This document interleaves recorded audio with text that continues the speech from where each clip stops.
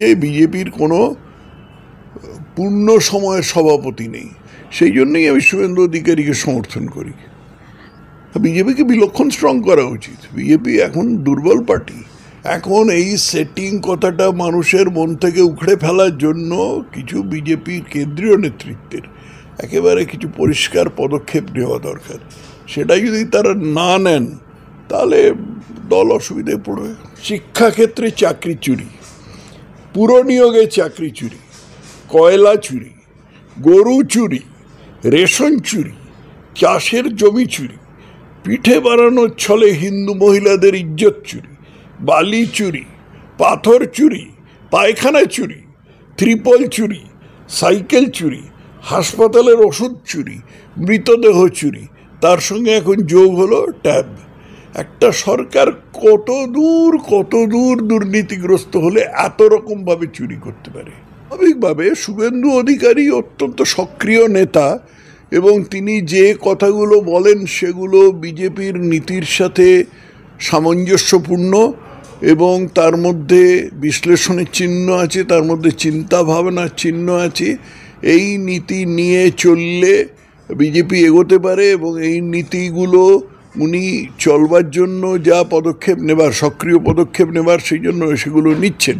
সেই জন্যই আমি শুভেন্দু অধিকারীকে সমর্থন করি। বিজেপিকে বিলক্ষণ স্ট্রং করা উচিত। বিজেপি এখন দুর্বল পার্টি। যদিও এই পশ্চিমবাংলায় বিজেপি দ্বিতীয় পার্টি তৃণমূলের পরে, কিন্তু বিজেপি অত্যন্ত দুর্বল পার্টি এখন, সাংগঠনিকভাবে দুর্বল। আজকে আমি একটা খবর পেয়েছি, আমি তো সক্রিয় রাজনীতির মধ্যে নেই, কিন্তু আমি খবর পাই আর কি। আজকে আমি একটা খবর পেয়েছি এই একটুখানি আগে, যে হাড়োয়া বিধানসভায়, উত্তর 24 পরগনা জেলায় হাড়োয়া বিধানসভায় যে উপনির্বাচন হচ্ছিল, সেখানে 279টা বুথের মধ্যে বিজেপি 11টাতে এজেন্ট দিতে পেরেছে, নির্বাচনী এজেন্ট দিতে পেরেছে। এরকম করলে কি নির্বাচন জেতা সম্ভব? এর অন্যতম কারণ হচ্ছে বিজেপির কোনো পূর্ণ সময়ের সভাপতি নেই। পূর্ণ সময়ের সভাপতি নিতান্ত প্রয়োজন। যে বিনীত গোয়েলের নাম প্রকাশ করাতে যে ধরনের প্রতিক্রিয়া রাজ্য সরকারের মধ্যে হলো, তার থেকে তো স্বাভাবিকভাবে কতগুলো সিদ্ধান্ত টানা যায়। সেই সিদ্ধান্তের অন্যতম হচ্ছে যে এই নামটা প্রকাশ হলে পরে রাজ্য সরকার খুব অসুবিধায় পড়বে, খুব অসুবিধায় পড়বে। কিন্তু ওর মুখ কি সম্পূর্ণ বন্ধ করা যাবে? এখন রাজ্য সরকারের হেফাজতে আছে, হাজতে আছে, ওকে ওখানে নানা রকম যন্ত্রণা করা যেতে পারে। কিন্তু যদি তার সামনে ঝুলতে থাকে ফাঁসি বা যাবজ্জীবনের কোনো ভীতি, তাহলে সে তো কোর্টে গিয়েও সে কথা বলে দিতে পারে।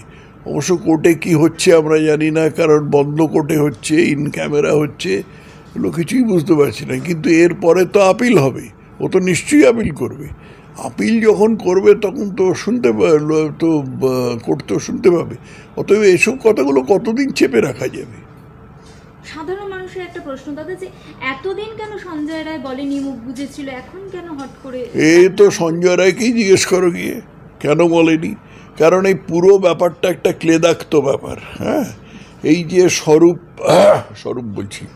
সন্দীপ ঘোষ, সঞ্জয় রায়, তার সাথে যে তার কিছু চেলাচামুন্ডা ডাক্তার ছিল, বা এর তোমার আরজি করের কিছু কর্মী ছিল, বিরূপাক্ষ ইত্যাদি যে সমস্ত লোক ছিল আর কি, এদের মানে এরা এমন একটা খুব নোংরা চক্র বানিয়েছিল যে সেটাকে ভেদ করা এই মুহূর্তে আমার পক্ষে তো সম্ভব নয়।